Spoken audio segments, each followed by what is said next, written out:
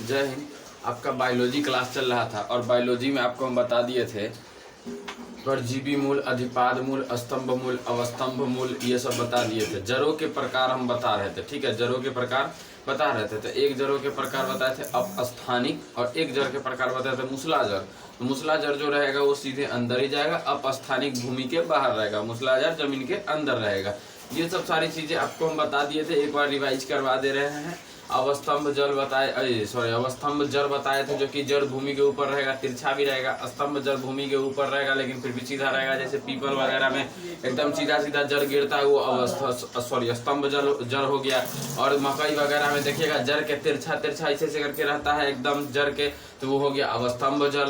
उसके बाद आपको बताता आरोही, जो एकदम पेड़ पौधों को दीवार उवाल में जड़ चिपक के पेड़ पौधों को आगे बढ़ने में सहायता देता है। अधिपाद जड़, अधिपाद मूल क्या रहेगा? अधिपाद मूल क्या होगा? पेड़ उड़ पे चढ़ जाएगा, दूसरे पेड़ पौधे पे चढ़ जाएगा और वायु से नमी ग्रहण करके अपना भोजन तैयार करेगा। बेलामीन रहता है उसमें, बेलमीन, ये भी आपको बताए थे। उसका परजीवी मूल दूसरे पौधे पे चढ़ के उसी पौधे से नमी खींच के उसी पौधे को जान ले लेगा, उस पौधे को सुखा देगा, खुद फल फूल जाएगा। इसको परजीवी मूल बताए थे। आगे देखिए, आगे आपका बायोलॉजी चल रहा है, तना चलेगा। बायोलॉजी में आपको तना पढ़ना है, तना पढ़ना। तना का इंग्लिश होता है स्टेम। तना का इंग्लिश क्या होता है? स्टेम। तना क्या होता है? तना क्या होता है? पेड़ पौधों में बहुत सारे डालियां शाखाएं निकली होती है, उसको क्या बोलते हैं? तना बोलते हैं। डालियां और शाखाएं निकली होती है, उसको क्या बोलते हैं? तना बोलते हैं। तना कहने का मतलब ही है कि दो नोड पे से एक इंटरनोड, मतलब एक पेड़ सही से जा रहा है, अब बीच से कोई एगो भाग निकल जाए, उसको क्या बोलेंगे? तना बोलेंगे। देखिए हम एक चीज और बताते हैं। ये पेड़ हो गया, ठीक है, यहाँ से एगो भाग निकल जाए, इसको क्या बोलेंगे? इसको बोलेंगे क्या? तना। इसको क्या बोलेंगे? तना। ये तो हो गया देहाती स्टाइल में। अब परिभाषा में क्या कहेगा? वायु एवं भूमि के, वायु बोल रहे हैं, भूमि एवं जड़ के विपरीत बढ़ने वाले भाग को तना कहते हैं। कुछ समझ में आया? आप समझाते। देखिए, भूमि एवं जड़ कहाँ रहेगा? नीचे रहेगा। भूमि एवं जड़ नीचे रहेगा। उसके विपरीत कहने का मतलब नीचे जब दोनों है तो बढ़ेगा कहाँ? ऊपर ना। जब जो दोनों नीचे है, भूमि और जड़ दोनों नीचे है और उसके विपरीत ऊपर बढ़ेगा तो उसको क्या बोलेंगे? तना बोलेंगे। देखिए इस जड़ बताते हैं, जड़ रहेगा, जड़ हमारा नीचे रहेगा, भूमि हमारा नीचे रहेगा और उसके विपरीत बढ़ने वाले भाग को क्या बोलते हैं? तना बोलते हैं। उसके विपरीत बढ़ने वाले भाग को तना बोलते हैं। इसका मतलब आप लोग समझ चुके हैं कि तना किसको कहते हैं। तना बता दें कि इसे डाल तरफ निकलेगा तो उसको तना बोलेंगे। ये सब समझ गए हैं। एक चीज और बताते हैं, पतझड़ में पत्ती जब झड़ जाता है, देखते होंगे पेड़ पौधा सब पत्ती अपन गिरा देता है, तो पत्ती जब झड़ जाता है तब तना ही भोजन बनाने का काम करता है। तना जो होता है, तना वही भोजन बनाने का काम करता है। जड़ में आपको क्लोरोफिल नहीं पाया जाएगा, लेकिन तना में थोड़ा बहुत कहीं कहीं पर क्लोरोफिल पाया जाता है। लेकिन कहीं कहीं पर तना देखिएगा जहाँ पत्ता उत्ता ज्यादा रहेगा वहाँ पे तना हरा भरा रहता है, तो वहाँ क्लोरोफिल पाया जाता है। और जहाँ देखिएगा बहुत दिन हो जाएगा वहाँ सूख जाएगा, सूखल में क्लोरोफिल नहीं मिलेगा। तो जहाँ हरियर वाला रहता है, पतझड़ पत्ता गिरने के बाद वो भोजन बना लेता है प्रकाश संश्लेषण करके, समझे। देखिए आगे आपको बताते हैं तना के प्रकार। तना के कितने प्रकार होते हैं? तो तना के 3 प्रकार होते हैं। भूमिगत तना, अर्धवायवीय तना और वायवीय तना। भूमिगत तना, अर्धवायवीय तना और वायवीय तना। इसको मिटा लेते हैं, उसके बाद आगे हम चलते हैं, ठीक है ना।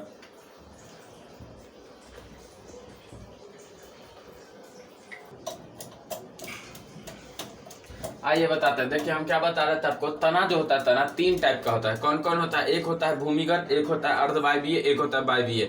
जैसा कि आप लोगों को हम बता रहे थे। तो देखिए सबसे पहले हम पढ़ते हैं क्या? भूमिगत। ऑलरेडी आप लोग जानते हैं कि सबसे पहले जो बोलेंगे वही पढ़ेंगे, दूसरा तो कोई बात है नहीं। सबसे पहले हम लोग पढ़ते हैं भूमिगत तना। भूमिगत तना क्या होता है? सबसे पहले पढ़ते हैं भूमिगत तना। भूमिगत तना क्या होता है? वैसा तना जो भूमि के अंदर रहता है, भूमिगत तना कहलाता है। अब कहिएगा सर पगला उगला गए हैं कि तनी देर पहले बोले हैं कि तना वो होता है जो भूमि आप जड़ के विपरीत बढ़ता है, अभी पागल की तरह बोल रहे हैं कि वैसा तना जो भूमि के अंदर पाया जाएगा। तो सुनिए ध्यान से, ई तना किसमें, अदरक में पाया जाता है। अदरक में देखिए अदरक का पत्ता ऊपर निकल जाता है। अब तना जो उसका होता है गेठी, गेठी जिसको देहाती में बोलते हैं, वो अदरकवा जमीन के नीचे रह जाता है। वो अदरक कहाँ रहता है, जमीन के नीचे रहता है, तो उसको क्या बोलेंगे, तना बोलेंगे। पत्ता में थोड़ा ही तना होगा, तना तो मेन गेठिया में होगा। ऐसा काहे होता है, आपका भूमिगत तना भूमि के अंदर क्यों रह जाता है, इसलिए क्योंकि उसको कोई जानवर न खा सके। उसको कोई जानवर, जैसे मान के चलिए हल्दी अगर बाहर निकल जाएगा तो कोई जानवर चिबा जाएगा। हल्दी, अदरक बोलिए उसको, आदि, हल्दी, ये सब बाहर निकल जाएगा, प्याज व्याज ये सब बाहर निकल जाएगा, तो उसको कोई जानवर नहीं आके खा जाएगा। बताइए, खुद बताइए, खा जाएगा कि नहीं खा जाएगा। देखिए इसलिए बता रहे, भूमिगत तना कहने का मतलब ये है कि वैसा तना जो भूमि के अंदर होगा भूमिगत तना कहलाएगा। वैसा तना जो भूमि के अंदर होगा भूमिगत तना कहलाएगा। मतलब ऐसा तना जिसका भाग जो तना का होगा वो भूमि के अंदर होगा। लिख देते हैं, भूमि के अंदर रहेगा, भूमि के अंदर रहेगा। आप लोग समझ गए हैं ना कि वैसा तना जो भूमि के अंदर रहेगा उसको भूमिगत तना कहते हैं। अब आप लोग को इतना लिख दिए भूमि के अंदर रहेगा, तो इससे आप लोग नोट कर लीजिएगा, यहाँ कोई दिक्कत होना नहीं चाहिए। जैसे मैं आपको बता देते हैं, भूमिगत तना में आदि, अदरक, प्याज,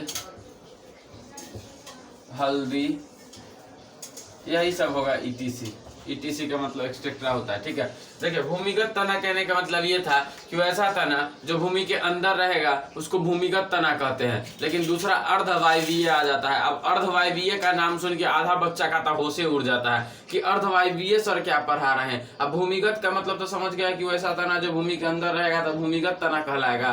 अर्धवायवीय कैसे समझे कि अर्धवायवीय क्या कहलाएगा, तो सुनिए, अर्धवायवीय कहने का मतलब ये है कि वैसा तना जो आधा भूमि के अंदर आधा वायु में रहेगा। वैसा तना जो आधा भूमि के अंदर और आधा वायु में रहेगा उसको क्या बोलेंगे, अर्धवायवीय बोलेंगे। देखिए आप लोग को लिख के भी समझा देते हैं।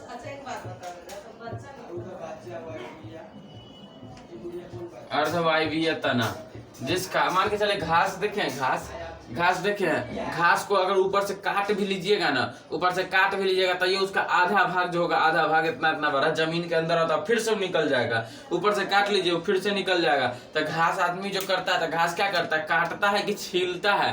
कैसे करता है, जो लड़का पढ़ल लिखल नहीं होता है ओकरा कथी बोलता है, जो पढ़वे लिखबे ना तो कि घास छिलवे, तो वही वाला घास छिलाता है, नहीं कि घास कटाता है। क्या बोलता है, पढ़वे लिखबे ना तो घास छिलवे।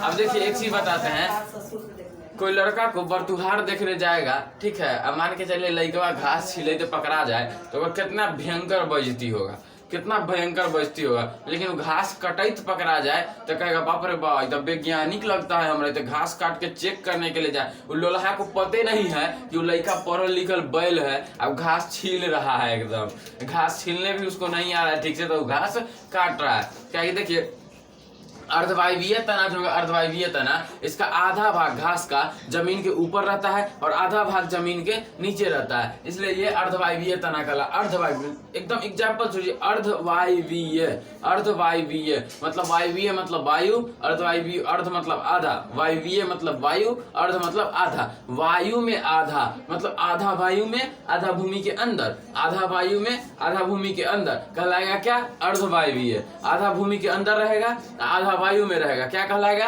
अर्धवायवीय। समझ में आ गया, कोई दिक्कत नहीं है। देखिए अर्धवायवीय में कौन कौन हो जाएगा, अर्धवायु में आधा रहेगा, यहाँ हम देहाती स्टाइल में लिख देते हैं, आधा भूमि के अंदर और आधा भूमि के बाहर। एग्जाम्पल में हो जाएगा आपका घास,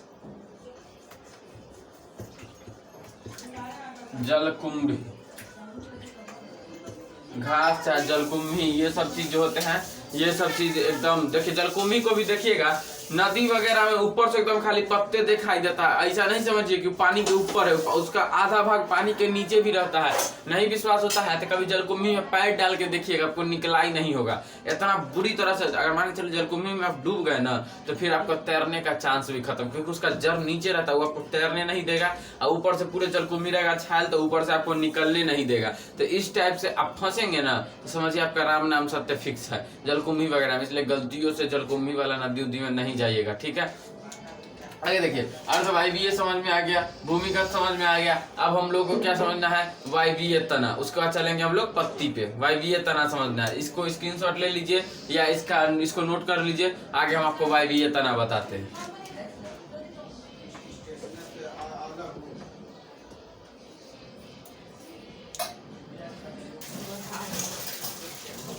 देखिए वायवीय तना आप लोगों को बता देते हैं। अर्धवायवीय कहने का मतलब ये था कि जो आधा वायु में हो आधा भूमि के अंदर हो। अब भूमिगत कहने का मतलब ये था कि जो पूरे भूमि के अंदर हो। तो वायवीय कहने का क्या मतलब, वायवीय कहने का मतलब क्या मतलब कि पूरे वायु में हो, पूरे हवा में हो, पूरे वायु में हो, पूरे हवा में हो, पूरे एकदम जो भी कहिए उसमें हो, लेकिन भूमि पर नहीं हो। पूरे के पूरे तना सिर्फ जड़ उसका भूमि पे हो, बाकी पूरे के पूरे तना वायु में हो। पूरे के पूरे तना वायु में हो। लिख देते हैं पूरा वायु में हो, पूरे का पूरा वायु में, पूरा वायु में हो, वायु में हो। आप लोग समझ जाएगा इतना। अब हम पूरे लिखेंगे डिटेल तो पता चलेगा। आप लोग का क्लास भी खत्म हो गया, आप लोग खाना पीना खा के सो भी गए, अब पता चल रहा है कि हम बोर्ड भरिए रहे हैं, एकदम लिखिए रहे हैं। क्या क्वेश्चन लूल मास्टर है जी, एकदम पूरे समझाने के जगह लिखिए रहा, लिख लिख के बोर्ड भर देगा एकदम। अब समझ में कुछ आएगा नहीं तो एकदम बेइज्जती कर दीजिएगा आप लोग मेरा। देखिए ध्यान से आप लोगों को बताते हैं कि वायवीय तना कहने का मतलब ये है कि जिसका जड़ सिर्फ भूमि में रहेगा। अब पूरे तना जो होगा तना वो वायु में रहेगा, इसका जड़ सिर्फ भूमि में रहेगा और पूरे का पूरे तना वायु में रहेगा। जड़ सिर्फ भूमि में, पूरे का पूरे तना वायु में। समझ गया ना। देखिए जड़ सिर्फ भूमि में और पूरे का पूरे तना वायु में, तो उसको क्या कहेंगे, वायवीय तना। क्या कहेंगे उसको, वायवीय तना। समझ में आ गया, कोई दिक्कत नहीं है। वायवीय तना का एग्जाम्पल देख लीजिए। एग्जाम्पल, अब कुछ लोग सोच रहे होंगे कि सर बोले कि जिसका जड़ रहेगा भूमि में बाकी सब तना रहेगा वायु में, इसमें एग्जाम्पल बताने का जरूरत पड़ती है। सर बोले ना एकदम अथी आदमी है, एकदम बोल रहे हैं कि एग्जाम्पल बताते हैं। ये कैसन आदमी है जी, एग्जाम्पल कहने का मतलब ही नहीं समझ में आता। सीधे सीधे कहिए ना कि आम उम के पेड़ जो होता है, महुआ हुआ के जो बेल उल के पेड़ होता है, सब तो वायवीय तना में ही आता है। सबका जड़े तो नीचे रहता है, बाकी सब तो ऊपरे रहता है। गुलाब के पेड़ हो गया, झाड़ी में उधर अंगूर हो गया, ये सब तो वायवीय तना होता है। तो वेरी गुड, इतना आप लोग बोल लीजिएगा ना, उस दिन समझ जाइएगा कि आप लोग का कोई भी एग्जाम क्रैक इजीली हो जाएगा। कोई भी एग्जाम क्रैक इजीली हो जाएगा, क्योंकि आप लोग समझदार हो जाइएगा उस दिन। देखिए एग्जाम्पल में गुलाब का पेड़ हो गया, उसके बाद अंगूर हो गया, उसके बाद आ जाएगा आपका बेल का पेड़, उसके बाद आम का पेड़, ये सब हो गया। ठीक है, अब आइए देखिए वायवीय तना देख लिए, अर्धवायवीय तना देख लिए, अब भूमिगत तना देख लिए। तना का तो तीनों टाइप आप लोग देख लिए। आपको देखना क्या है, पत्ता। अब लेकिन हम पत्ता पढ़ाने से एक दो चीज बता देता है आपको नोट्स में कि प्याज को काटते हैं तो आंसू क्यों आता है, लहसुन इतना महकता क्यों है, आदि में क्या पाया जाता है, तो आलू में क्या पाया जाता है, ये सब चीज हम आपको बता देते हैं। जैसे देखिए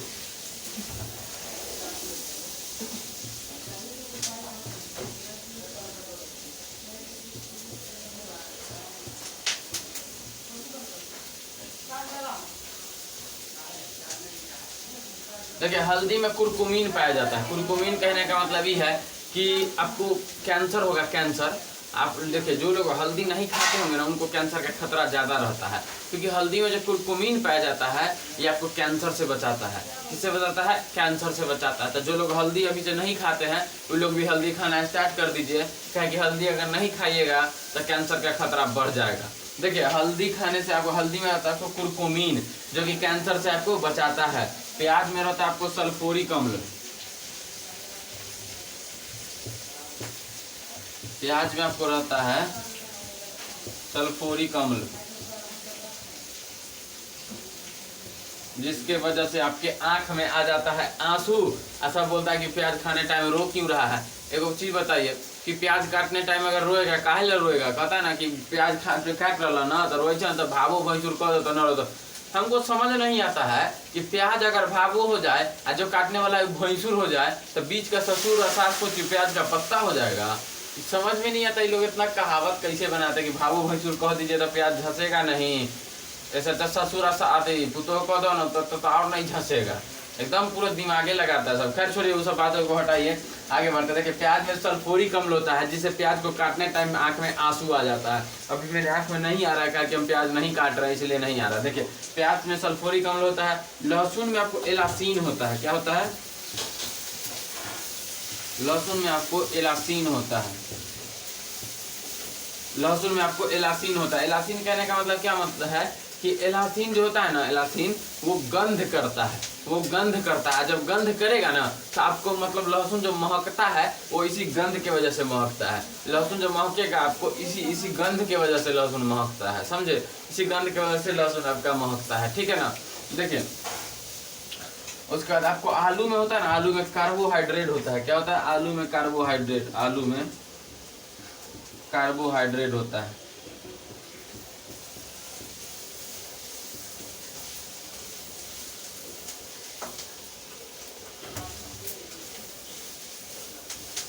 कार्बोहाइड्रेट होता है, कार्बोहाइड्रेट होता है, ठीक है। आलू में क्या होता है? कार्बोहाइड्रेट होता है।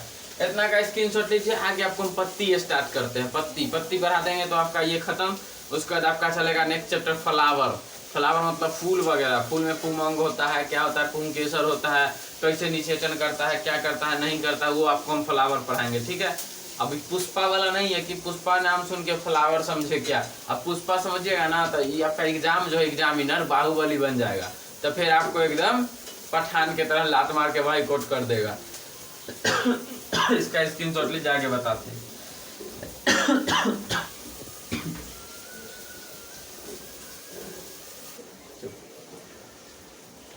देखिए आगे आप लोग को बताते हैं पत्ती। पत्ती क्या होता है? पत्ती तो सब लोग जानता है, हम क्या बताएंगे क्या होता है। पेड़ में जो हरियर हरियर एकदम लहराते रहता है उसको पत्ता बोलते हैं देहाती भाषा में। अरे पत्ती आप नहीं समझते, पत्ती आप लोग नहीं समझते। पत्ता जो पेड़ में डाली पे लगा हुआ रहता है वो क्या बोलाता है? पत्ता बोलाता है। जो ग्रीन ग्रीन कलर का होता है पेड़ में डाली पे, उसको क्या बोलते हैं? पत्ता। अरे ऐसे ही मजाक में बता रहे थे। देखिए पत्ती जो होता है, पत्ती पौधे का वो भाग होता है जो पौधे को भोजन बना के देता है। पत्ती जो होता है पौधे का वो भाग होता है जो पौधे को भोजन बना के देता है, तथा पत्ती ही होता है जो श्वसन, वाष्पोत्सर्जन ये सब करने में सहायक होता है। पत्ती में ही होता है जिसमें क्लोरोफिल पाया जाता है, जिसके कारण प्रकाश संश्लेषण की क्रिया करके पौधों को भोजन मिल पाती है और पौधे आगे बढ़ पाते हैं या जीवित रह पाते हैं, ठीक है। तो पत्ती का पौधों के बढ़ने में एक बहुत बड़ा योगदान है। पत्ती का जो है पौधों को बढ़ने में बहुत बड़ा योगदान है। देखिए आपको हम बताते हैं, पत्ती में क्लोरोफिल पाया जाता है। पत्ती में क्लोरोफिल पाया जाता है, क्लोरोफिल पाया जाता है। पत्ती में क्लोरोफिल पाया जाता है जिससे भोजन यही बनाएगा, भोजन बनाता है। भोजन भी पत्ती ये बनाता है। श्वसन, वाष्पोत्सर्जन,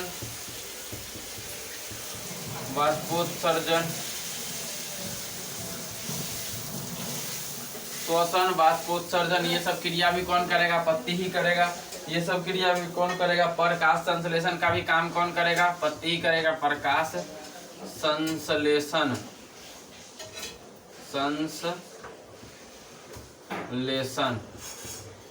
प्रकाश संश्लेषण के का भी काम कौन करेगा? पत्ती का। देखिए पत्ती क्लोरोफिल बनाता है, ठीक है, भोजन भी बनाता है, ठीक है, श्वसन भी करता है, ठीक है, वाष्पोत्सर्जन भी करता है, ठीक है, प्रकाश संश्लेषण का भी काम करता है, ये भी ठीक है। लेकिन सब लोग सोच रहे होंगे कि पतझड़ का मौसम आता है तो पत्ती तो गिर जाता है, तो उसके बाद खाना कौन बनाता है, उसके बाद श्वसन कौन करता है, उसके बाद वाष्पोत्सर्जन कौन करता है, उसके बाद प्रकाश संश्लेषण कौन करेगा? तो पत्ती को तो मर जाना चाहिए, लेकिन फिर अगले साल नया पत्ती आ जाता है। देखिए एक चीज बताते हैं, अगर मान के चलिए हम ही आपको पढ़ा रहे हैं, हम बीमार पड़ जाए तो क्या आपका क्लास नहीं चलेगा? क्या आपका पढ़ाई नहीं होगा? कि दूसरे टीचर आएंगे तो पढ़ाएंगे? तो पत्ती का तब तक कौन चलाएगा, तब तक कोई फॉर्मेलिटी वाला टीचर आके चलाएगा ना।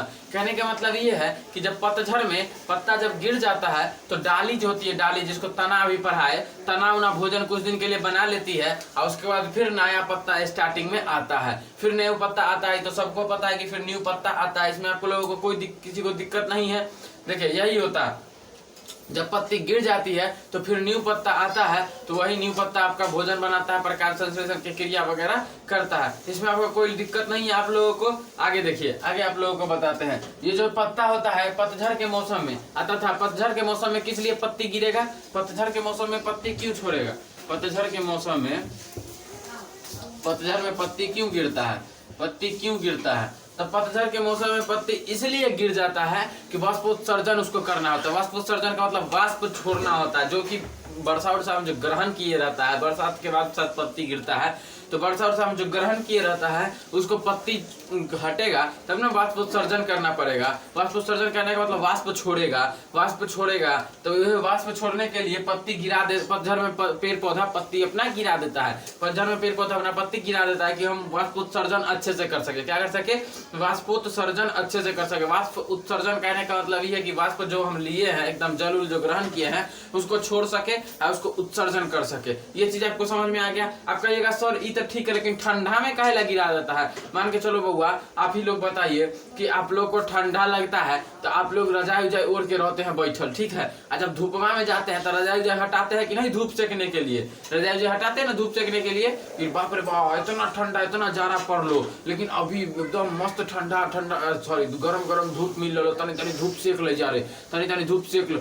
खुद बोलते हैं कि ठंडा, बहुत देर से ठंडा लग रहा है, पैर हाथ एकदम पूरे कपकपा गया, एकदम फ्रिज की तरह ठंडा हो गया। अब कहीं चलता है ना धूपा में, धूपवा सेक लेते हैं, धूपवा सेकने का मतलब क्या आता है, धूप में गर्मी ले लेते हैं। वही बात होता है, पेड़ पौधा ठंडा में अगर अपना पत्ती नहीं गिराएगा तो समझिए उसको कितना ठंडा लगेगा। ऑटोमेटिक पहले से ठंडा रहेगा, उसका पेड़ पत्ती के छाया से धूप आएगा नहीं, फिर वो ठंडा रहेगा। ऊपर से पेड़ पौधा में जब हवा बहेगा तब तो और वो ठंडा रहेगा। इसलिए पेड़ पौधा ठंडा में भी अपना पत्ता गिरा देता है, ठंडी में भी पत्ती गिरा देती है। समझ में आया? ठंडी और पतझड़ में पत्ती क्यों गिराती है, ये समझ में आ गया। इसमें कोई दिक्कत नहीं है, ठंडी और पतझड़ में पत्ती क्यों गिराती है पेड़ पौधा, ये भी समझ में आ गया।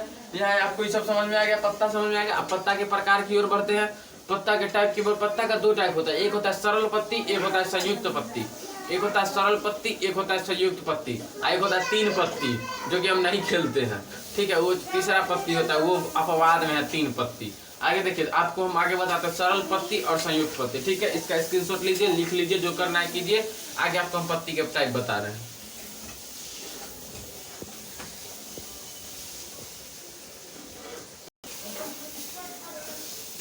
देखिए पत्ती आपका दो टाइप का होता है, जैसे कि आप लोगों को बताए हैं कि पहला हो जाएगा सरल पत्ती। सरल पत्ती कहने का मतलब ये है कि कभी कभी पेड़ पौधा में देखते होंगे उसका कोर जो रहता है, कोर कटा फीटा नहीं रहता। जैसे पेड़ पौधा का पत्ते कैसे रहता है, पेड़ पौधा का पत्ती कैसे देखते बनाते हैं, ट्राई करते हैं बनाने का। ये पेड़ पौधा का मान के चलिए पत्ता हो गया, ये पेड़ पौधा का पत्ता हो गया। तो कोर जो है कोर ये प्लेन रहेगा तो सरल पत्ती हो जाएगा। ये कोर कटा फीटा नहीं रहता है तो सरल पत्ती हो जाता है। ये कोर जो है ये कोर कटा फीटा नहीं रहता है तो ये सरल पत्ती हो जाता है। क्या हो जाएगा, सरल पत्ती हो जाएगा।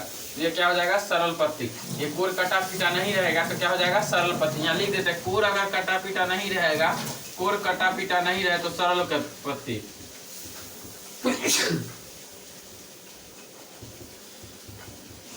कोर कटा फीटा न हो तो सरल पत्ती, कोर कटा पीटा ना हो तो सरल पत्ती, ठीक है। सरल पत्ती कहने का मतलब ये है कि जिसका कोर नहीं रहेगा कटा उटा तो सरल पत्ती कहलाएगा। जैसे मैं आपको एग्जांपल में हम बता दें, आम, केला, पीपल, आम, केला, पीपल, ये सब का कोर जो होता है, कोर ये जो होता है ये कटा फीटा नहीं रहता है, ये कटा फीटा नहीं रहता है। सेम एग्जांपल आप लोग देखिए गुलाब का पेड़ का, सेम एग्जांपल आप लोग देखिए गुलाब का। दूसरा बताता है आपको संयुक्त पत्ती, देखिए आपको दूसरा यहीं पे बताते हैं संयुक्त पत्ती। संयुक्त पत्ती जिसका कोर कटा पीटा रहता है। कोर कटा पीटा कहने का मतलब किस टाइप का रहेगा, देखिए इसी में हम आपको बताते हैं। कोर कटा पीटा कहने का मतलब इस टाइप का रहेगा,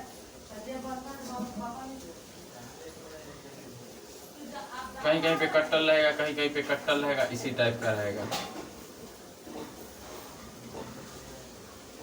कोर आपका कटा पिटा रहेगा। जैसे देखिए गुलाब का पत्ता देखे होंगे, गुलाब के पत्ता के कोर छुइएगा तो खर रहता है एकदम, कैसे जैसे बनाए हैं सेम इसी टाइप का रहता है। तो जिसका कोर कटा पिटा, कोर कहने का मतलब साइड वाला कटा पिटा रहेगा वो संयुक्त पत्ती कहलाएगा, और जिसका कोर प्लेन रहेगा वो सरल पत्ती कहलाएगा। जिसका कोर प्लेन रहेगा वो सरल पत्ती, और जिसका कोर कटा पिटा वो संयुक्त पत्ती। समझ में आ गया? जिसका कोर कटा पिटा वो संयुक्त पत्ती, और जिसका कोर प्लेन वो सरल पत्ती। जिसका कोर कटा पिटा वो संयुक्त पत्ती, और जिसका कोर एकदम प्लेन वो सरल पत्ती।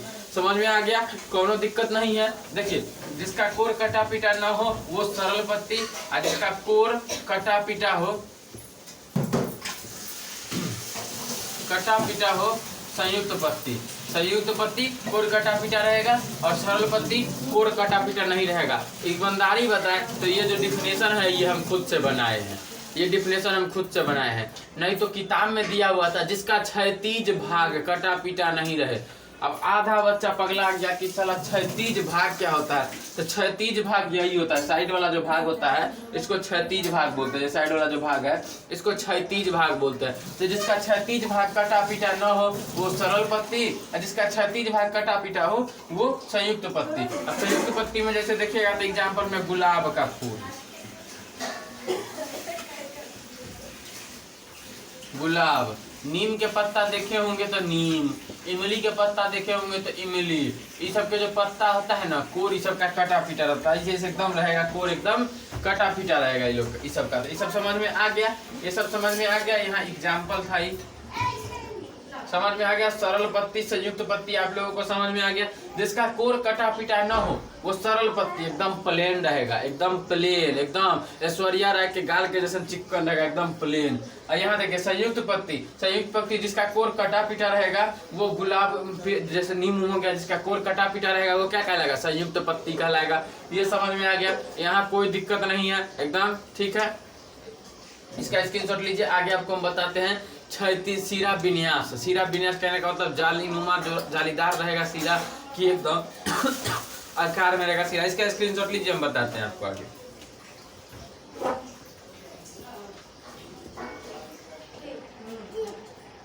देखिए आप लोगों को लास्ट टॉपिक, इस चैप्टर का लास्ट टॉपिक सिरा विन्यास बताते हैं। सिरा विन्यास कहने का क्या मतलब होता है? सिरा विन्यास कहने का मतलब सिरा का बीच वाला देखा जाता है, किस टाइप का है, जालीनुमा है, एकदम जालीदार है कि एकदम लंबा लंबा सीधा है। तो देखिए जालीनुमा सिरा देखने के लिए जालीकार सिरा विन्यास। जालीकार सिरा विन्यास कहने का मतलब पत्ता जो होगा ना, पत्ता के बीच में छेद होगा, जैसे छेद है ऐसे छेद होगा तो क्या कहेगा? जालीकार सिरा विन्यास कहेगा। क्या कहेगा? जालीकार सिरा विन्यास।